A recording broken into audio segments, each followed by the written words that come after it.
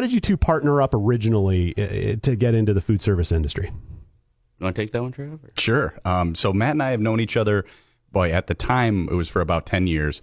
We had a little group of friends that were kind of all business owners or aspiring entrepreneurs at the time. And actually, my wife and I had just gotten engaged. We were just engaged at the time. And Matt had put on a catering at one of our friends' events. It used to be called Launch, the Celebration of Entrepreneurship, put on by our friends Jason Myers and Nick Chelenko.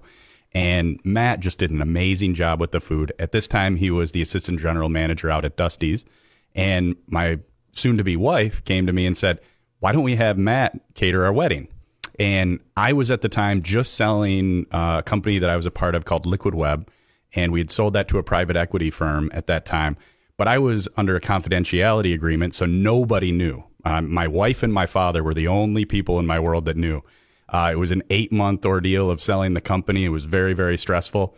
And I had a non-compete as a part of that said I couldn't do anything in technology, basically. Okay. So I knew I had to do some investing to keep myself interested in anything. And I had 3 rules of investing. Don't invest in a bar or restaurant or something you don't understand. And so Matt asked, could I invest in a restaurant? And I said yes. and I think it was about 6 or 8 weeks later that we had an actual restaurant opened. I mean, it was that fast. Matt, I had gotten in a habit at that time of, especially like everybody had a good idea for an app. So everybody was coming, hey, I've got this great idea. Will you invest in this business? And I would just always say, hey, if you send me a business plan, let's talk about it. Matt was the only person that within 24 hours had a business plan to me, statement of cash flows, some basic projections.